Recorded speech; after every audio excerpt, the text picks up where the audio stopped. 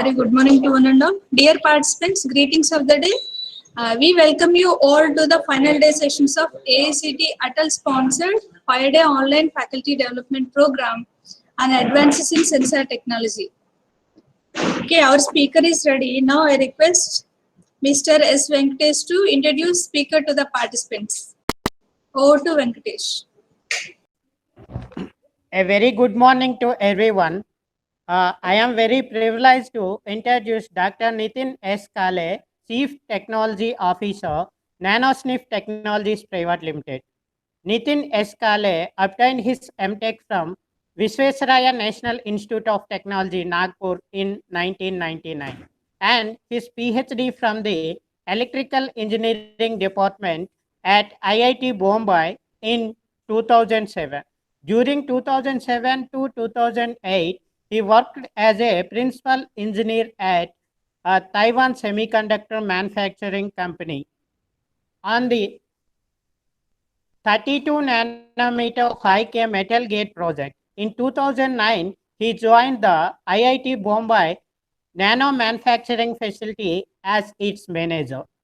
In this role, he was responsible for the day-to-day operations and management of the Rs 200 crore IIT Bombay Nano Fabrication Facility. Since June 2011, he is working with Nanosniff Technologies, which is a technology startup company incubated at IIT Bombay. He is responsible for the R&D in the area of fabricating micro cantilever sensors, micro heaters, and developing instruments for detecting explosives, proteins, and antibodies using micro cantilever based measurements. He has developed 5 projects which include instruments, Omnicam, Sensimer, MEMS devices, piezoresistive micro cantilevers, micro heaters, hot wire CVD cluster tool for depositing thin film of polysilicon, silicon nitrate, etc. He has demonstrated the proof of concept of detecting explosives using MEMS, micro heaters, and high sensitivity electronics. He has also demonstrated the proof of concept of detecting cardiac proteins using piezoresistive micro cantilevers, ultra sensitive electronics, and a custom-made liquid cell. His research interests including design, simulation, fabrication, and characterization of MEMS structures and MEMS devices for chemical and biochemical sensing. He has published over 16 papers in peer-reviewed journals and conferences. He holds or applied for 4 patents and has published a book chapter. Now, I request Dr. Nitin S. Kale garu to start his presentation. Yeah, so thank you very much for the kind words of introduction. Now what I will do is I will switch off my video and go into the presentation mode so that we can begin.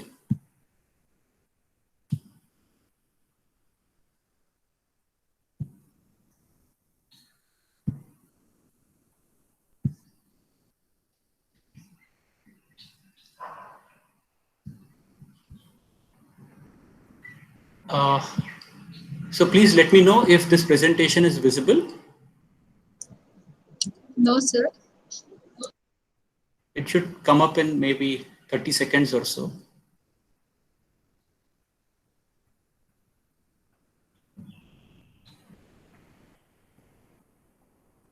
Yeah, is it there now? No, sir. Okay. Can you see it now?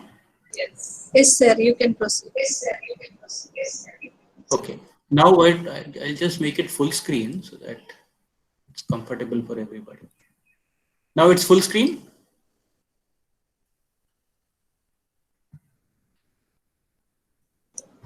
Yes, sir.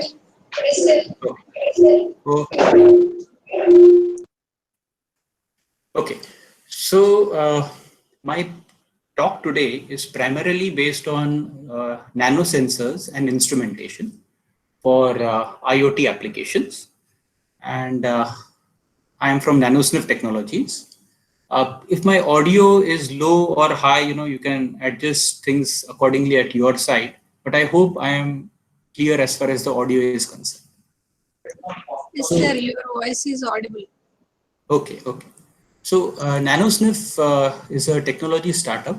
We were incubated at IIT Bombay, and we work in the area of MEMS, devices and instrumentation.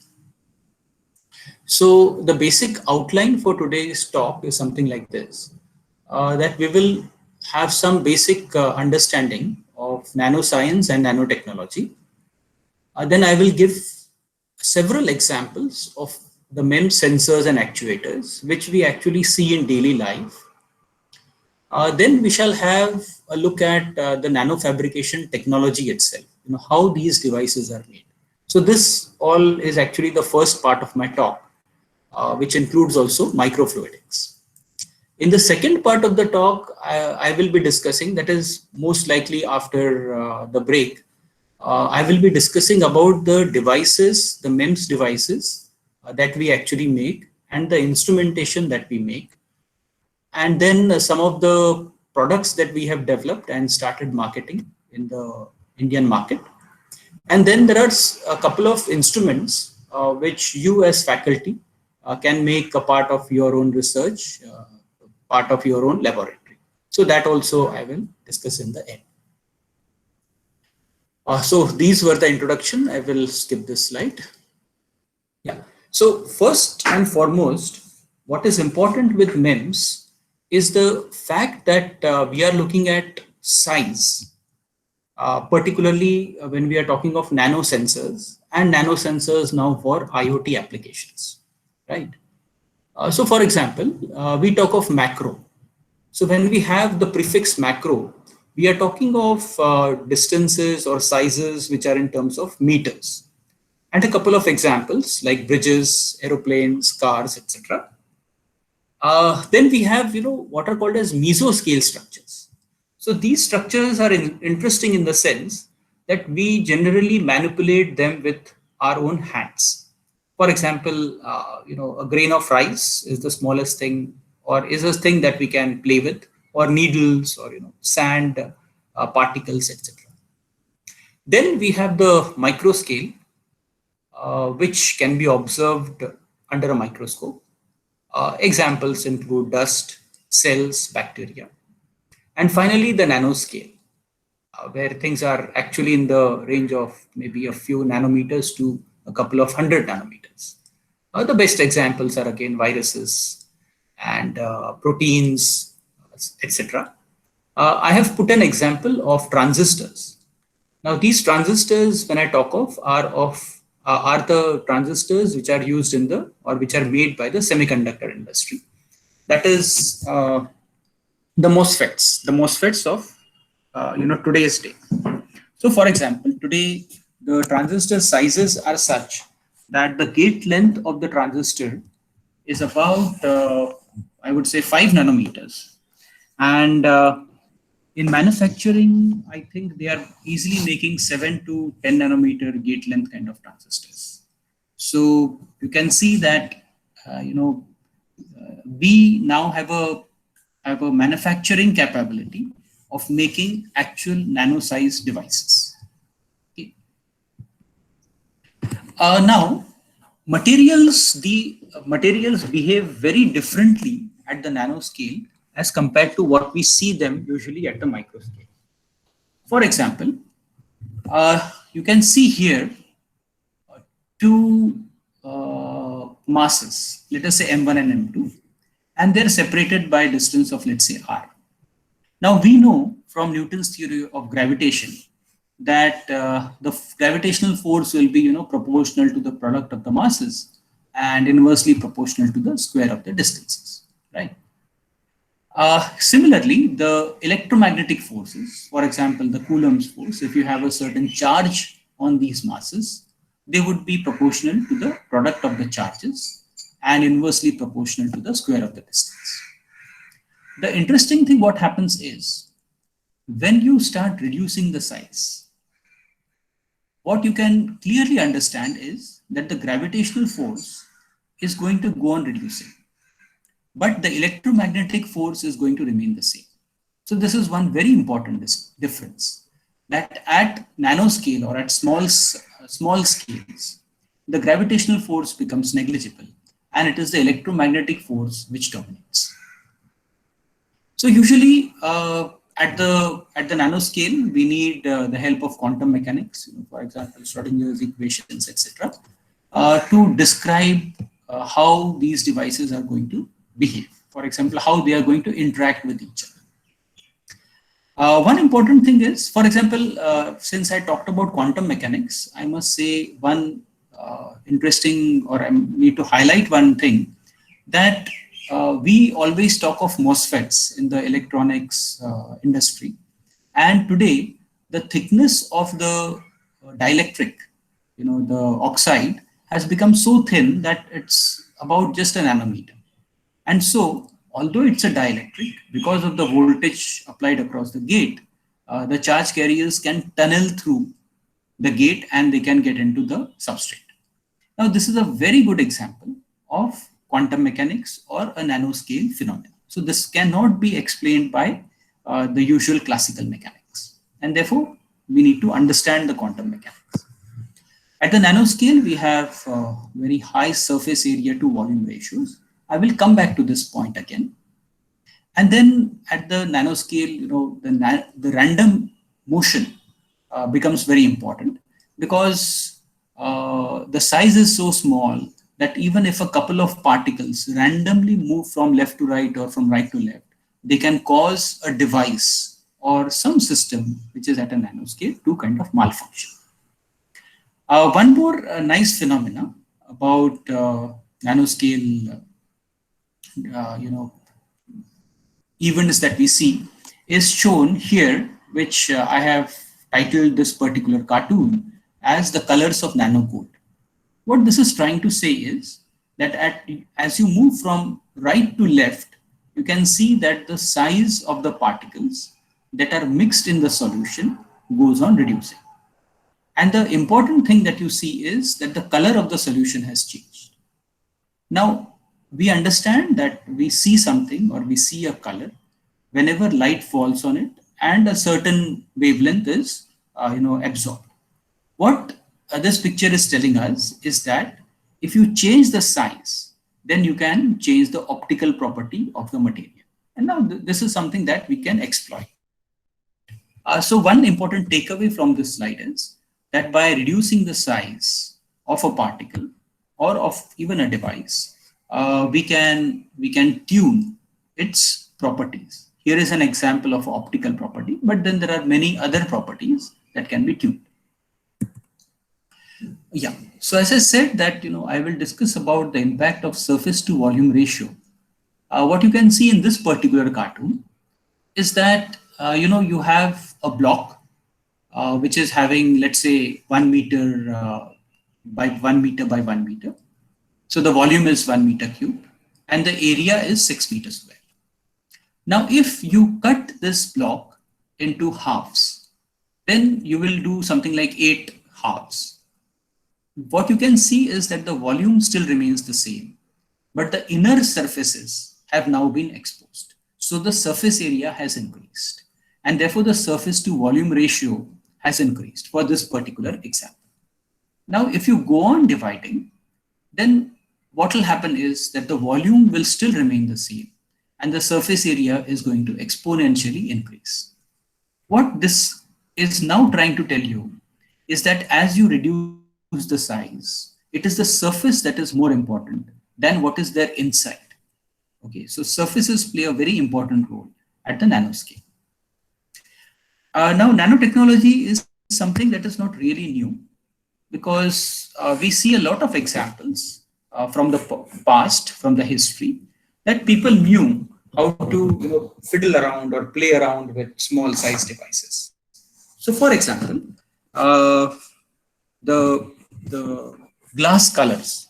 So we have seen that, for example, in the windows that were used at churches. So, for example, they will have a different color.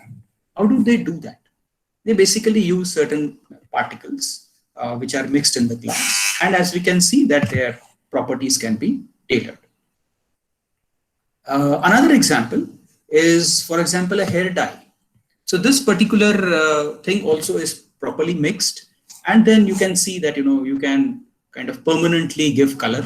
It's an application. These people did not know the physics or the chemistry or the biology of it, but yet they could work with it. The third example is the Ayurveda. We use certain bhasma to treat the patient or to make some certain medicine.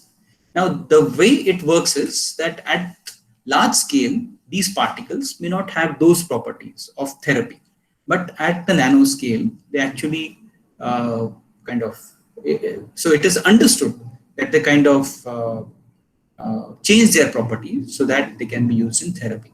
Now, we don't have a very good record of how exactly mechanically this happens, but I will just take it from what is there in the traditional literature.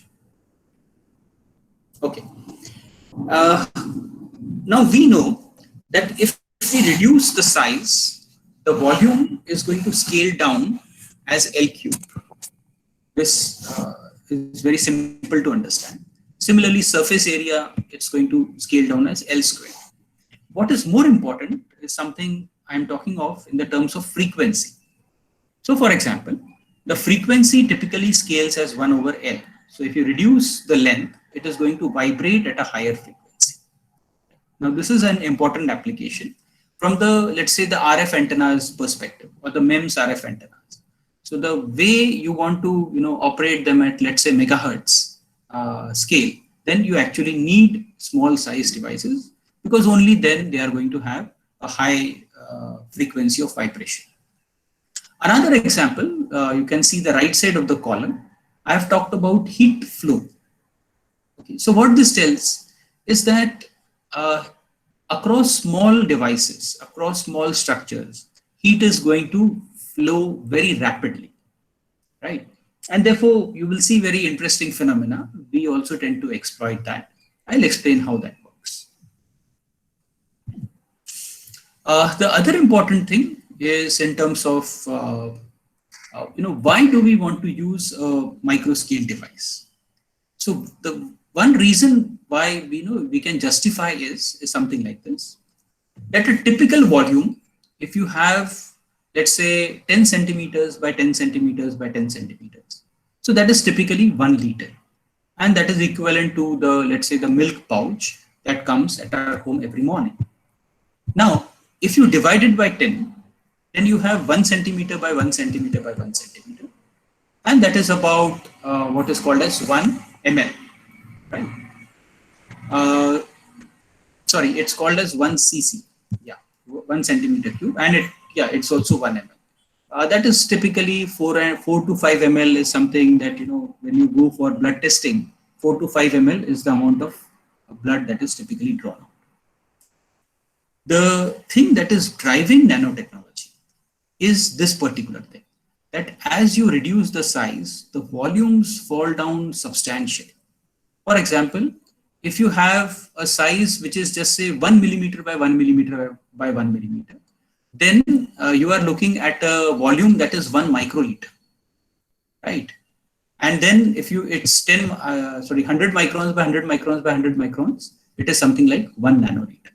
Now, if you can do an experiment with 1 nanoliter or 1 microliter, then it's going to save a lot of blood. And you can do a simple pinprick and you can do those kind of investigations. So these are the things which are essentially driving people to use smaller and smaller devices. Here is a different example. Can you see the bulb here? Just for a quick feedback.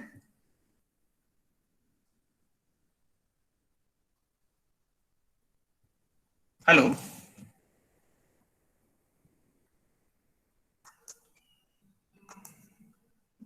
Yeah, can you see a bulb here? Yes, sir. Okay, good, good. So I just need a little bit of cue sometimes so that, I know that we are all connected. Otherwise, it's very difficult to say. So what you see here is that, these bulbs were used about 15, 20 years back. And they used to take about 75 watts of power, maybe 60 to 75 watts of power. And there was a very thin tungsten filament. With micro heaters, you can go to again 1000 degrees Celsius, and instead of using power that is in watts, several of watts, you can do the same thing in a few milliwatts. And I will show you how this thing happens. In the biophenomena or in the biological world, again, surface to volume ratios are important because let's say a biocellular system, what this cartoon is trying to tell you is that it's very, very difficult to keep things isolated in a biocellular system. And you need really good chemical potential so that you can, isolate things from, for example, the contents of a cell should not spill out into some other cell, right? So how is that maintained? You need some kind of a chemical gradient for that. If that is not available, then intermixing is very fast, and because of the process of diffusion. One more example. I'll just go to the right side of it. What you see here is a lizard, and this lizard we know has a property that it can very easily climb the walls. So people were always kind of curious as to how a lizard, given its size and given the dimensions of its arms, how can it really support itself? How can it, lift its weight? So they investigated that, and after understanding or after investigating how their palms are structured, how their, let me call it the hands are structured, they realized that you can. So there are some very small hair-like structures which are called as cilia on the palms of the lizard, and between the cilia and the walls there is what is called as a van der Waals interaction. These are basically some sort of hydrogen bonding kind of. So if you remember your 11th and 12th standards physics and chemistry, you'll recall that it's some sort of a hydrogen bonding. Now it is known that hydrogen bonds are weak, right? So, but if you have billions of these cilia, then the net force is going to be sufficient enough due to the attraction to be sufficient enough so that the lizard can lift itself and move anywhere it wants. So here is another example where nanotechnology is at play, but this has been devised by the nature. So when we learned from nature that such small structures are available, people actually started making these structures. Here is an example of a violin. So you can see that the strings are something like 100 microns in diameter, and you can see that they have been released from the substrate, which means that you can actually pluck a string, and maybe you can play it. I'm not sure if you can hear the vibrations, but this is a demonstration of the fact that you can make a device with which you can play music. Now, so what I'm trying to, or what I have tried to discuss till now was the science part of nanotechnology. Now we shall go into more of the engineering part of it. So typically we know that any system is going to be, when it is engineered, it is having a certain, it is using certain materials with certain properties.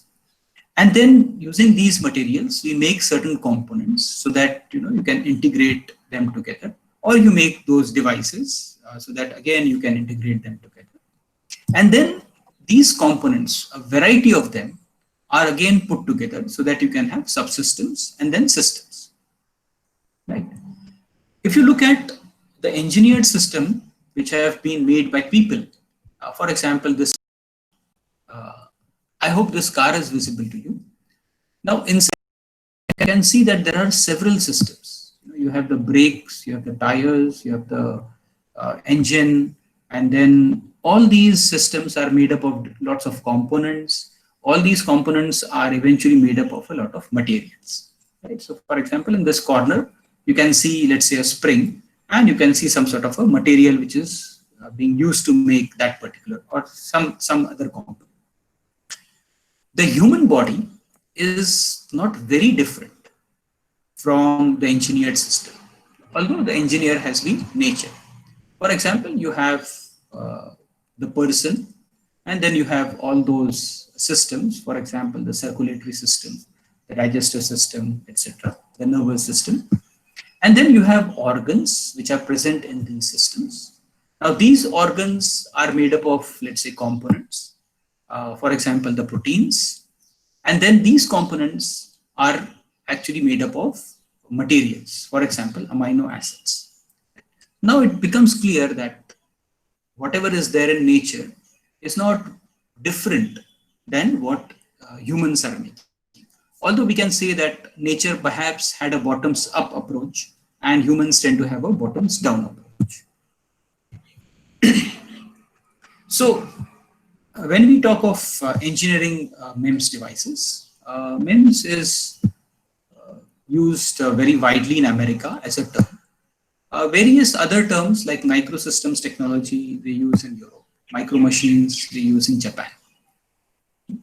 Today people are also using NEMS or nano electromechanical systems. And the idea here is that the size is now so small that you can measure them in maybe a few or about 100 nanometers, then perhaps you are in the NEMS regime. The MEMS as devices, they are there everywhere today. For example, in our car, we are using accelerometers. If you open your mobile, you will see accelerometers or gyroscopes. You will see microphone. You will see some sort of pressure sensors. You will see oscillators. Now, these are all MEMS devices. What this slide is trying to tell you really is, although it's a bit old slide, what it is trying to tell you is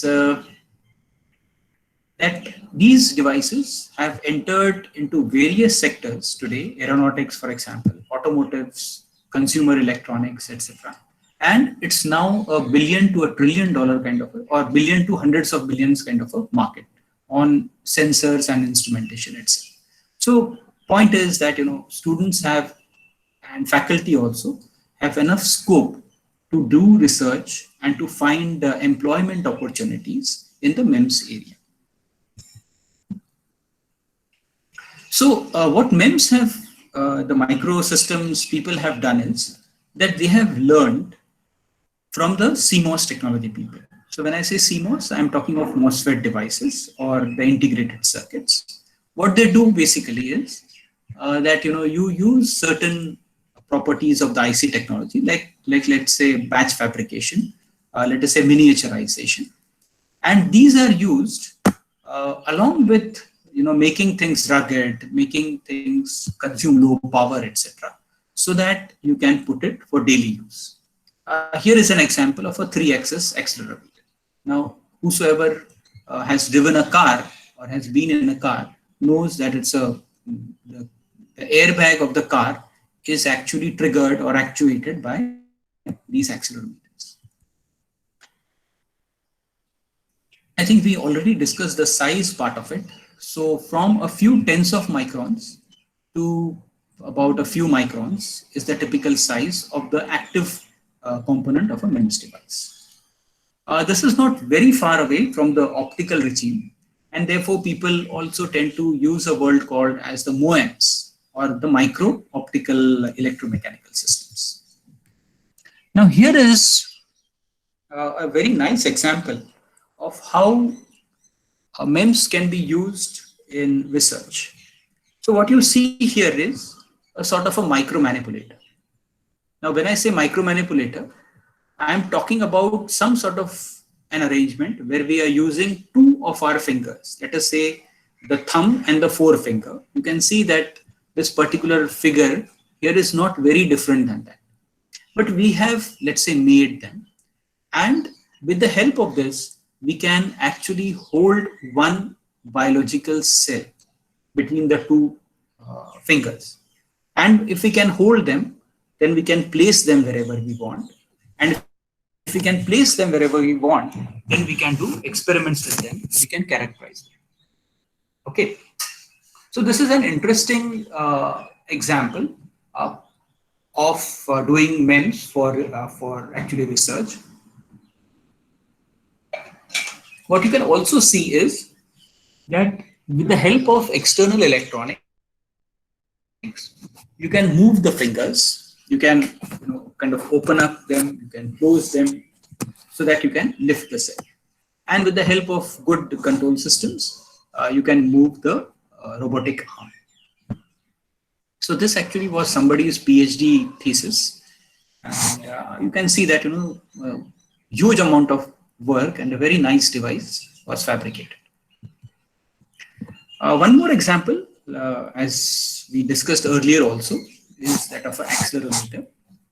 This is an example of a piezoresistive accelerometer, where this part is the suspended part. It has been released, so it is very light.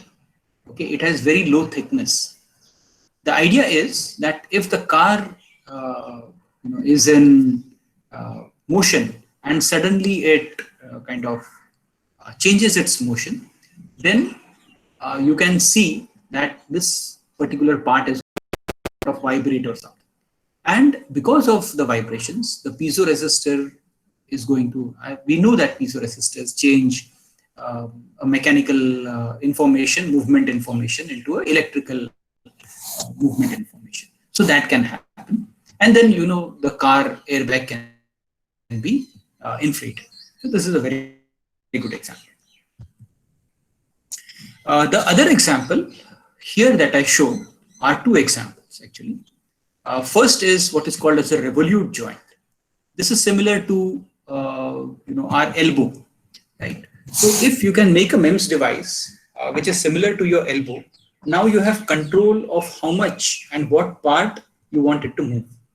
And if you can do that in a batch fabrication way, then you have something one example that I always like to give is the hand watch, right? So if you can replace the current mechanism that are present in the hand watches that people wear with something MEMS with a revolute joint, etc., then again you have a billion-dollar kind of a market. A similar thing is of what is called as a sliding link. So it can go in and go out if you can actuate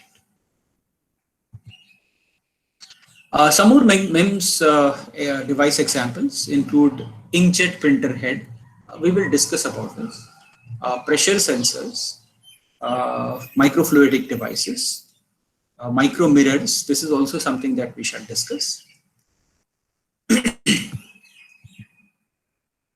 So to all these devices that I showed in the previous slide, what is common to all of them is that it either has a beam or a diaphragm or a cantilever, something that is suspended and which can move. This suspended structure is connected to what is called as a substrate, which could be silicon or gas or glass. And then electronic connections are there so that you can pick up some sort of a signal from them. One more important area in MEMS is what is called as packaging. For example, if you look at this particular slide, you will see that here, now again I need your response here. Can you hear me and can you see the cursor that I am showing on the slide? Yes, sir. You can see the cursor? Yes, sir. Yes. Okay, great. So this, is the MEMS device, and this whole thing is the packaging. Okay. Now you can see that this part is very thin. So this you can call the diaphragm or the bridge, whatever you want to call. Then you can see that from here to here, they have connected a wire. So this is the wire bonding. Okay. Then this whole thing is the epoxy or plastic or some sort of a package in which you have kept the MEMS device. And this is the PCB. You can see this.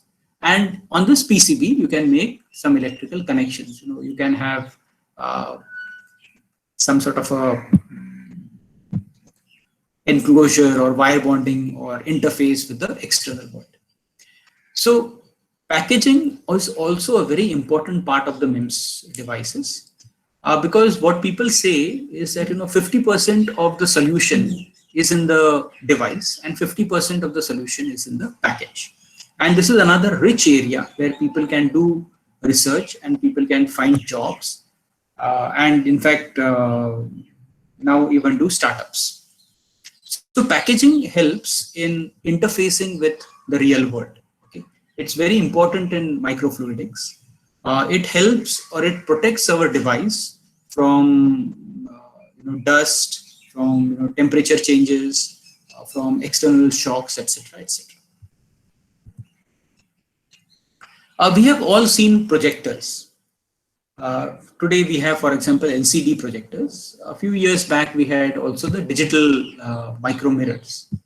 So in a digital micro mirror, let us say, these are all the things, you have lenses, you have some sort of a board, and when you are projecting it on the screen. But the heart of the whole thing is shown here.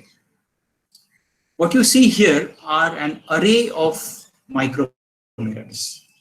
Okay, it's a digital micro mirror. And how is this DMD made? So this has some sort of a tiltable mirror. So you can see that you have some sort of a handle to it, and you have a coating that you have put on the structure, which has the ability to reflect the light. Now you can see here that this mirror part is connected mechanically to a hinge. Okay, and these are the address electrodes. Okay, the idea here is that if I want to tilt this mirror, then I will select this particular mirror using the address electrodes, and I will apply a voltage here. So I have the support here, I have the metal electrode pads here. Now I can apply the voltage, right? So with the help of the voltage, you can tilt the device, and that is going to determine whether the light that is falling on the mirror is going to hit the screen or it is not going to hit the screen. The third example that I like to give is of the inkjet printer. Now here we have a piezoelectric effect. We know that piezoelectricity means that if you apply a voltage, there will be a mechanical deformation. Now, let's say in this particular example, I have a printer head and I apply a voltage here so that I can pull the liquid from a certain chamber. Now, what I do is I reverse the voltage so that I can push the liquid. Now the drop is going to be ejected out. And then I can, if I want, I can again pull the liquid. Okay, so just by changing the voltage on the piezoelectric effect, I can make the drop to go in, to go outside the chamber. So this is how actually printing is done. Okay, with the inkjet printers. This is one method. The other method is the thermal method, where what we do is people have some sort of a heating coil here. I would say micro heaters here. And with the help of micro heaters, they are going to heat in a local way the liquid that is present in the chamber. As you heat it, this is going to expand. And if it expands, it's going to eject out. Right? And then if you if you cool the heater down, then you have created a cavity so that you can draw the ink inside the chamber. So these are two different technologies, very popular with inkjet printer manufacturers. I believe HP uses one method, and Epson, which is another printer manufacturer, uses the other method. Okay, this is one slide. I will not go very deep into this slide, but this tells that some basic physics that we understand is very important in making any MEMS device. For the matter of fact, any electrical device. For example, the liquid is going to come out. The liquid is going to face surface tension forces. It is going to face the environment now. Earlier, it was a continuous liquid, but because of the surface tension, the droplets are going to break out. So at what distance it's going to happen? Physics is going to govern that, right? Then what is going to be the droplet size? It's going to depend on what is the viscosity of the liquid, right? What are the properties of the liquid, correct? Third thing is, are these droplets going to fall down because of gravity, or should you even consider that? Right? So these are some of the things which we have to pick up from physics when we want to make MEMS devices. This was just an example. We need not worry too much about this. Okay, I'll skip this slide. Now, can you see this particular cartoon? I will want you to concentrate here. Can you see this? Yes, sir. Hello?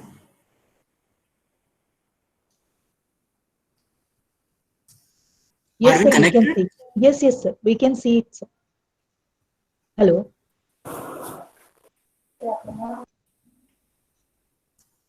Hello. Can somebody switch their mic or something? Sir, we can see, sir. Hello. Yes, sir, we can see. Hello? Yes, sir, it is visible. You can continue.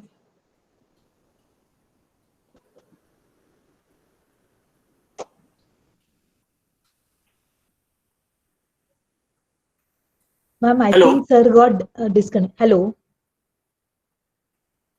Hello. Sir, it is Yeah, visible. Professor Vishnu Milli?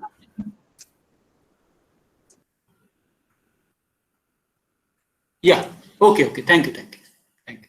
I was just trying to. Okay. Yeah. So, so here what you can see is something very interesting. So this is many of you are electronics engineers, I'm sure. You can see that this is something similar to a MOSFET device. Okay. Now on this MOSFET device, people have made a microfluidic chamber where they are going to store the ink, and they are going to eject the ink out of this. So you can see that CMOS and MEMS, it is present on the same device. So this is something that I wanted to highlight. Okay. Now, in this slide, I want to discuss what has happened in the area of MEMS in the last 50 to 60 years. First things first, MEMS is very much dependent on the VLSI technology industry, the people who make microprocessors or the memory devices, and MEMS tends to follow them. Therefore, MEMS people use the materials that were present in the semiconductor industry directly. For example, silicon dioxide, silicon nitride. So these are the old materials, and I would say old processes. Example, lithography. We have directly borrowed it from the VLSI people. Etching, again from the VLSI people. After a few decades, I would say, people started using new processes. The materials were old, but the processes were new. For example, people used dissolved wafer process or wafer bonding, attaching two wafers to each other, or for example, deep reactive ion etching. Now this is a process in which you can etch away close to 19, I would say even 100%. If you want to make a hole through a semiconductor wafer, you can actually do that. Then in the phase 3, people started using new materials, but with the old processes. So, for example, ceramics. PDMS is a polymer which is very popular. Silicon carbide. This is again a very popular material which is used in the space technology. The current phase, I would say, is phase 4, where people are using all sorts of new materials and of new processes as well. So, for example, molding. It was never a popular MEMS process, but now people are using it, okay, with new materials. Now, this is a very nice example of a semiconductor laboratory. So here again, one person amongst you, please answer in yes or no. First thing is, can you see this slide?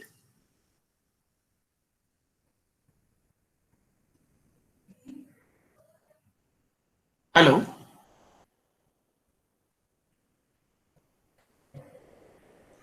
Yes, sir.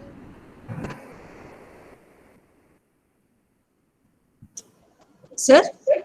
Yeah, can you see this slide? Yes, sir. Yes, sir. Visible. Yeah. So, I have written particle count, temperature, and humidity. This is actually a clean room. This is the place where the devices are fabricated. And the 3 important parameters of a clean room are particle count, temperature, and humidity. Okay. You can see that this is spotlessly clean. This is one person who is wearing some sort of a PPE, because COVID has made PPE popular. But these gowns are very common in the semiconductor industry. So you can see this fellow, you can see a fellow standing here, you can see another fellow here, etc. Okay. The reason particle count is important is that if particles fall on the devices, then the devices will be compromised, because the devices themselves are very small. Temperature is important of the clean room, because many of the processes have to be done in a very tightly controlled temperature situation. Otherwise, the material properties change. Similarly, humidity also affects a lot of these chemicals, and therefore these 3 things have to be controlled. On the bottom side, what you see is what is called as a single crystal silicon bowl. This has been made by what is called as a Czochralski process. If you remember, if you have taken a course in VLSI fabrication or something, what you essentially do to make these bowls is you take sand and then you boil the sand so that entire oxygen can be removed out of it, and a lot of volatile impurities can be removed out of it. And then you start, refining it. You make it molten, and so by several such processes, eventually you make it, I would say, silicon. Now, when it is in the liquid form, you introduce what is called as a seed crystal. And then by slowly rotating the seed crystal and drawing it out, you make a single crystalline material out of the liquid. So that is how you make this bowl. To make the wafers out of the bowl, you essentially have to slice the bowl so that you can convert it into wafers. Of course, after slicing, you also need to do some sort of polishing, either one side or both sides. So this part of the talk, I am essentially discussing about the fabrication technology that is used to make MEMS devices. One important process in making MEMS devices is oxidation or thermal oxidation. Now that silicon and oxygen, they have a great affinity for each other. So silicon very easily forms silicon dioxide, and which is present there on almost all, I would say, pieces of silicon. However, if you want to have a thicker oxide, then that cannot happen at room temperature. So you have to put it into a furnace. You have to raise the temperature. At high temperature, the oxygen can get inside the silicon and convert more of the silicon into silicon dioxide. Now the question here is, why do you want to do this? The reason why we want to do this is that if your substrate is silicon, and if the dielectric that you want, let us say in your MOSFET, the dielectric, the insulator that you want is silicon dioxide, then the best way to convert silicon into silicon dioxide is to oxidize it using a thermal process. Now, since oxide, silicon dioxide and silicon are two different materials, the color is going to change of these wafers. Okay, so as the thickness changes, you can see that the wafer color is going to change. So oxidation is one thermal process. The other thermal process is called as diffusion. Now in diffusion, what we try to essentially do is introduce some sort of dopants into the wafer. And how do we do that? So this is one method. We put a source of a dopant on the wafer, and can you see this slide? Please give me a cue, because I want to. You can see it, right? So this is silicon. This is a mask. Please have a look at this carefully. So this is a mask, and on top of the mask, I have put a dopant material. It could be a slab of boron or something. But this mask has been opened in this region. Okay, what it means is that at high temperature, the dopants are going to get introduced from this source into this destination, and the profile of the doping is going to be something like this. Okay, this is the key thing that I wanted to tell you. Okay, so after diffusion, the third process, which is quite popular, is called as thin film deposition.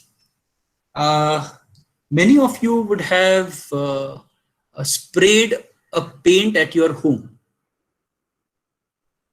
You have done that?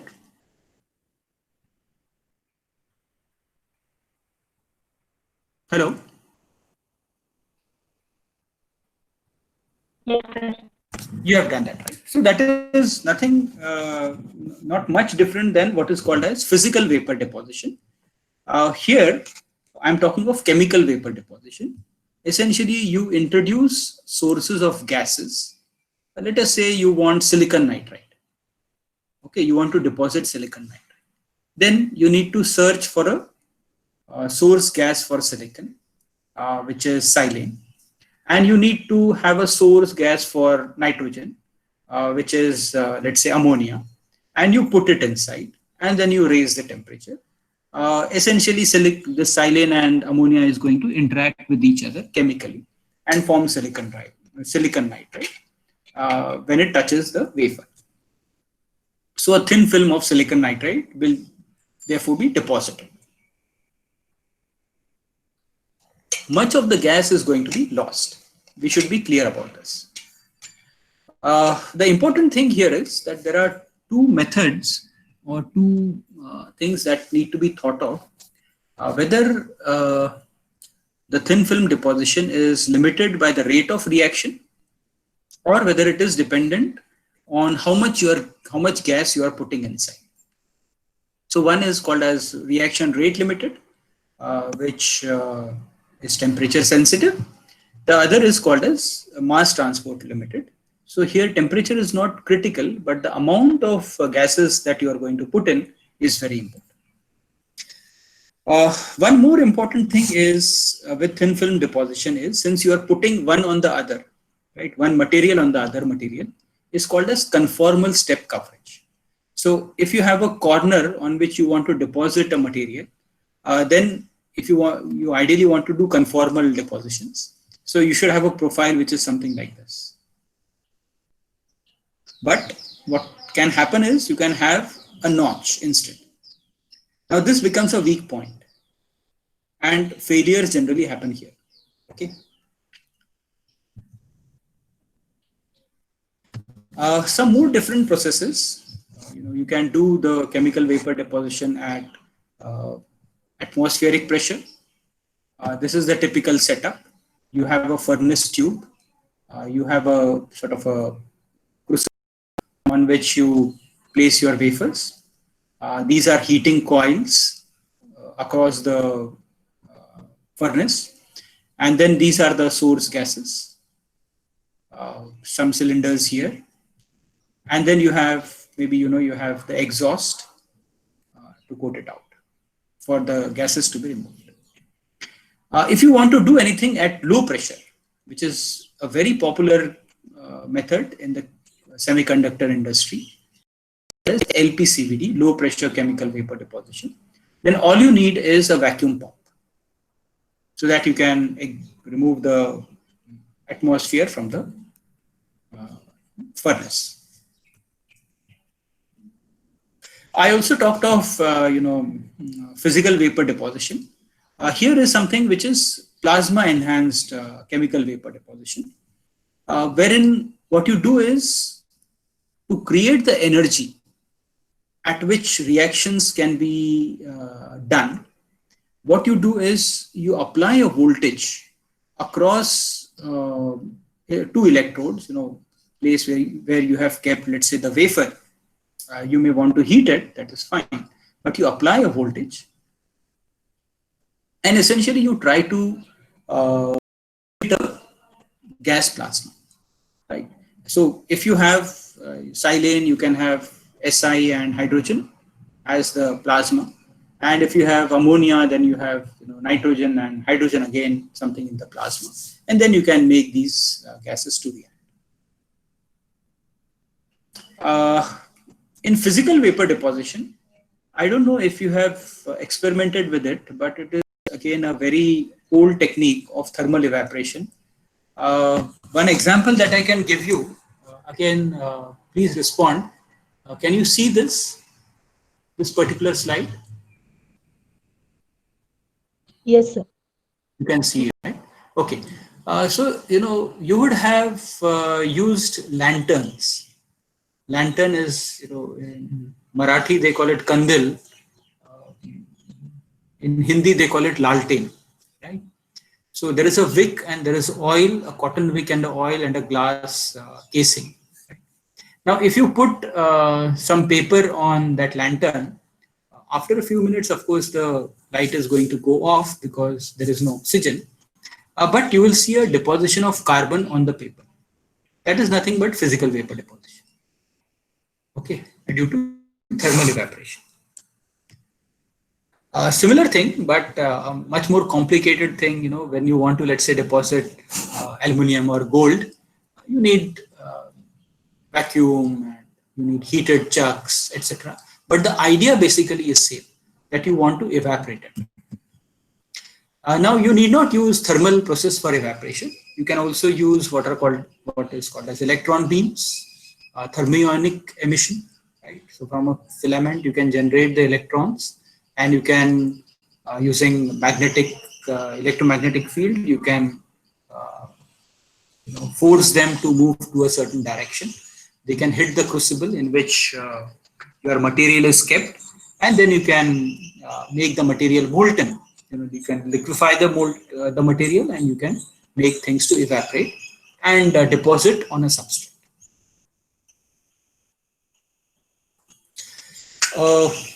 Another important technique today, which is very popular in the semiconductor industry, is called as sputtering. Sputtering is a method in which you have, again, a plasma source, two electrodes, you have wafer, you have the sputter target, let us say gold or aluminum or something like that. You create a plasma, but then you shoot ions onto the sputtering target. Okay. This is done by accelerating using a high voltage power supply. Now these ions are going to strike the target. When they strike the target, they are going to eject the atoms out of it from the target. Now these atoms are going to be deposited at a lot of places, but they will also go and fall on the wafer as well. So that is how you are going to coat. For example, you may want that, I want to have a layer of gold on the wafer. Then your sputtering target here is going to be gold. And here you can have your wafer. So the ions are going to be accelerated, hit the gold, and the gold atoms are going to be ejected. They deposit at a lot of places, but they're also going to deposit on the wafer. So that is nice. One important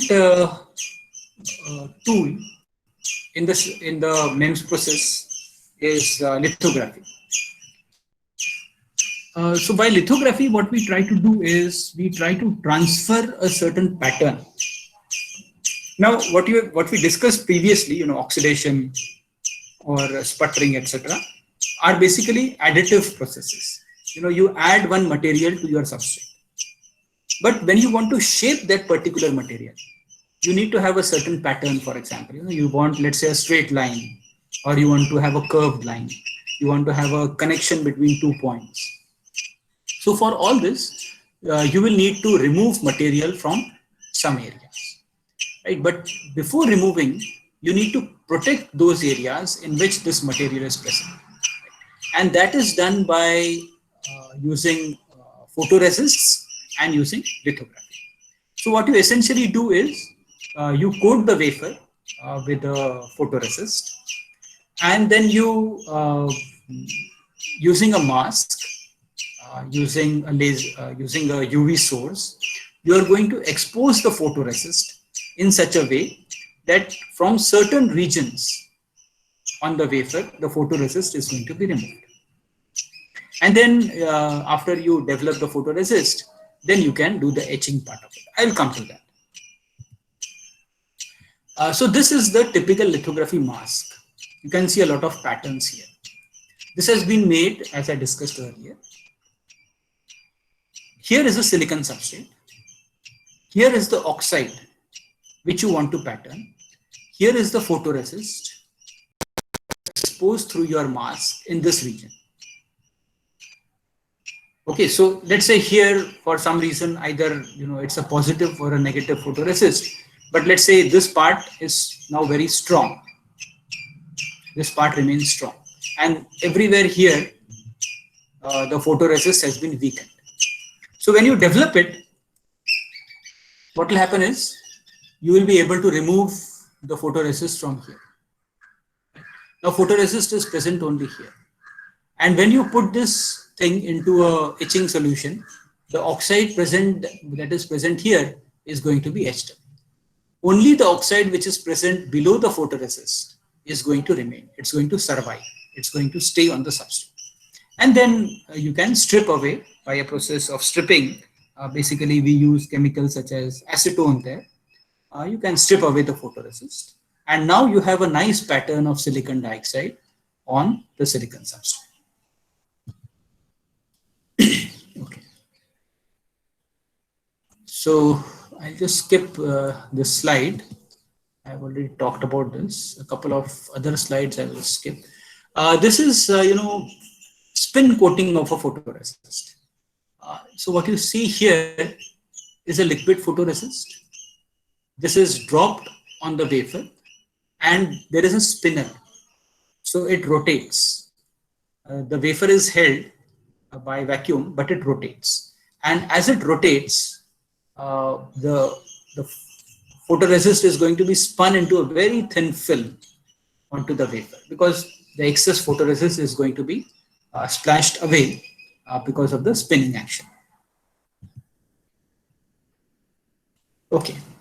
Now we talk of something about etching.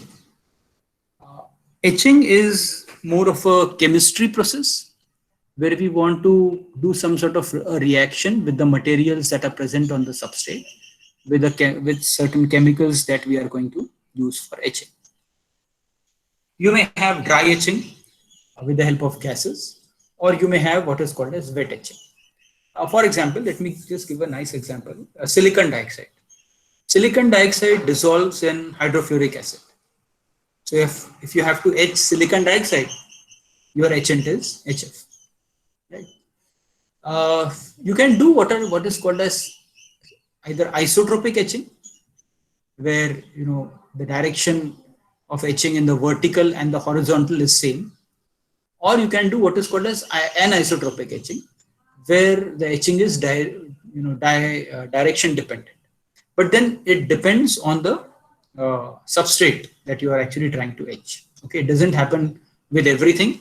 It may depend on the etchant as well. For example, KOH and TMAH are used to make these kind of grooves in silicon.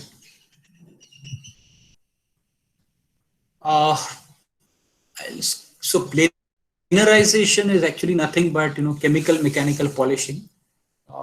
It's so if you have again I need some sort of a yes or no from you. Can you see this slide?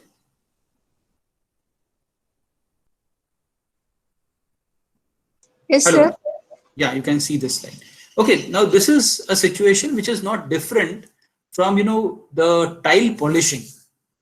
Right, we put some chemicals on the floor, and we have again some sort of a motor which is rotating that polishing stone, and with the help of that slurry and the rotation activities, some sort of chemical action is happening, and the tile gets polished.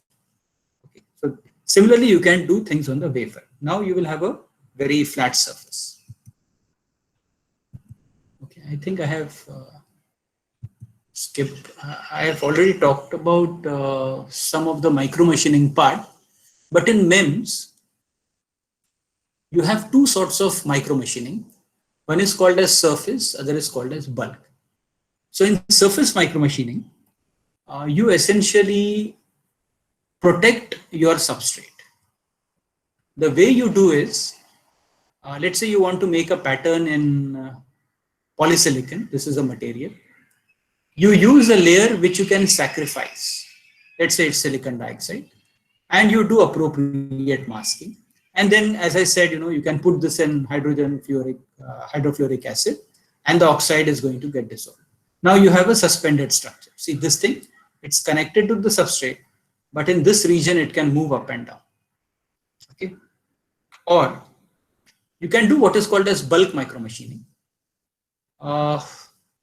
wherein essentially you dig a hole in the substrate itself. So this is what has happened. The substrate has been dug up here, material has been removed from here, and then this cantilever structure in which you were interested now can move. So how you create a space for the structure to move, that essentially tells you whether you have done a surface micromachining or a bulk micromachining.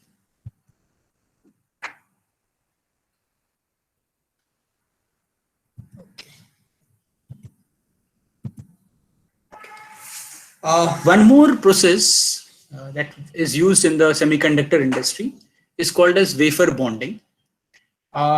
This comes into the area of packaging, I would say. So what do you do is that you want to stick two wafers to each other so that this particular cavity can be used. This is, for example, of a pressure sensor, where you want this membrane to sense the pressure. So it has to move, right? And you have to package the device. So you need to kind of stick the two wafers to each other.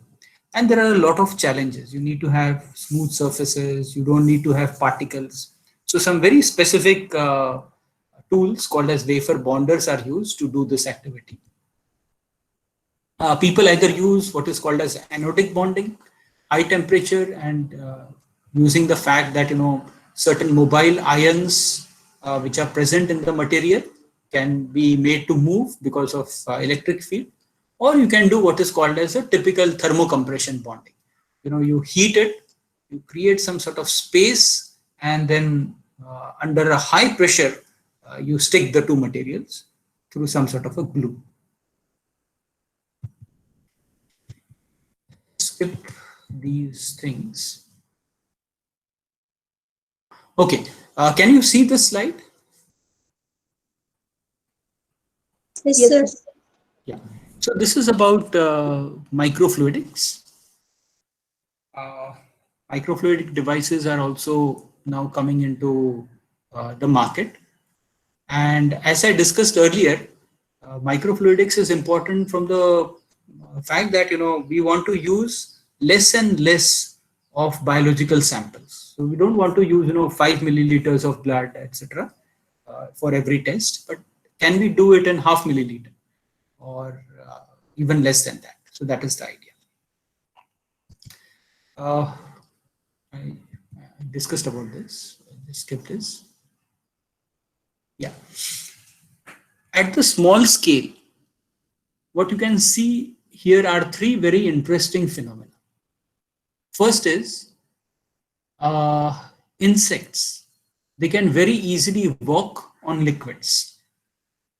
You have seen this, right? Everybody?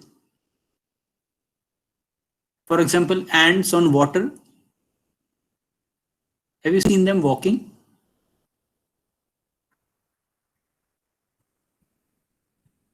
Hello? Yes, sir. Yeah. So Yes, sir. this is because the surface tension, the property of the membrane, it is so strong that this kind of a mass cannot break the outer layer, right? And therefore it can very easily walk over it. The other example is this particular drop, which is taking a spherical shape. So the affinity of all the water molecules towards each other is so much that it tries to take a spherical shape. Okay, it is not taking a cylindrical or a cubical or any sort of shape. This is because of the surface tension. The third thing that you can see is, you would have, what will happen if you mix, not mix, but if you try to flow liquids of different colors through an ordinary pipe. You will see that, the liquids will very quickly mix with each other. However, if you are using microfluidic devices, then for reasonably large lengths, you will see that the liquids are going to flow in a straight line. So this is called as laminar flow. The reason is that in microchannels, the liquids do not flow in a turbulent manner. And then this actually becomes a problem in microfluidic devices, because you may want to use, you may want the reagents to mix with your sample. If that is not happening in a microfluidic device, then you have an issue. A lot of biological applications have come up in the last maybe 10 to 15 years, which essentially use one or the other form of microfluidics. For example, even during the recent COVID times, there was one particular test, sort of a PCR test, I would say, which was a MEMS-based PCR, but I think it did not become too much popular. The standard PCR is still something that people are doing. But people want to make portable devices, and in portable devices, you of course need to have some sort of a microfluidics. The overall goal is that people want to have, if you can see on the left side, here is a big laboratory, lot of people. So this entire laboratory should converge and fall onto a small chip, or the concept of lab on chip. So all these reactions, all these mixing, all this high temperature, all this flow, all this wash, etc., should happen on a single chip. That is the whole idea. Here is an example of that particular chip. You may have some filters to remove, let's say, the WBC from the flow. You may have certain antibodies so that they can stick to the antigen that you are trying to target or capture in the blood. As I said, that you may want to mix several liquids, so that can be a part. There could be heaters. You may want to do, you may also want to have valves so that liquid can flow in only one direction, and you can control the flow of liquids, on off sort of valves. Okay, so It's, I think, about 11:20 now. Since we are going to break at 11:30, what we can do is we can use the remaining 10 minutes for some sort of a question answer session. Can we do that?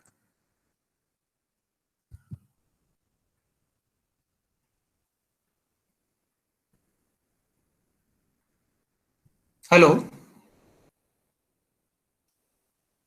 So I have stopped my, no, my screen is still getting shared. What we can do is,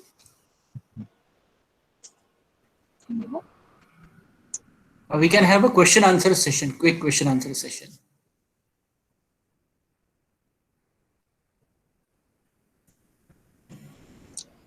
Yes, sir. You can. Okay, so one question is how a micro opto electromechanical system works. Okay, let me give an example of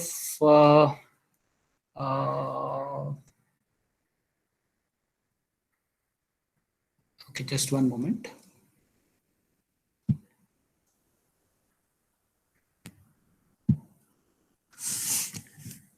Okay, so let me give an example of a MEMS device which can do diffraction. Okay, sort of a diffraction grating as they call, right? So what now you can do is you can make a grating, use it to diffract light, and then that can be used for any other application. So you can generate, interference patterns if you want. So that, I would say that is an example. In fact, the MEMS device that I talked about, the micro mirror device that I talked about, that's, I would say, a product application where you are using MEMS, because by tilting the mirror up and down, you are essentially governing where light is going to fall on the screen and where it is not going to fall. So that is another MEMS device for your reference. Did I satisfy you, or you need some more example? No, sir. It is perfectly okay. Thank you, sir. Okay, fine. Okay. We can take next question.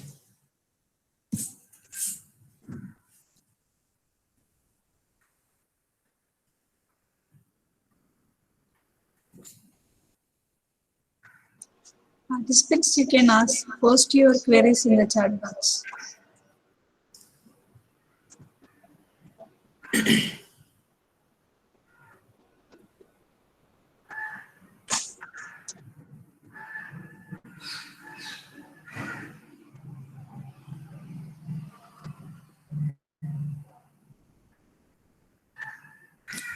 So no more queries, is it?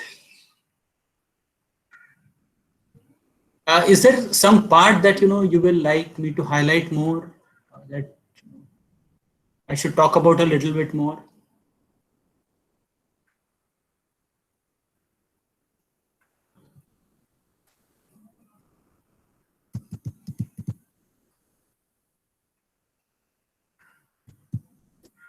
Okay, then what we can do so this was one part where I talked about nanoscience, MEMS, nanotechnology, fabrication methods, etc.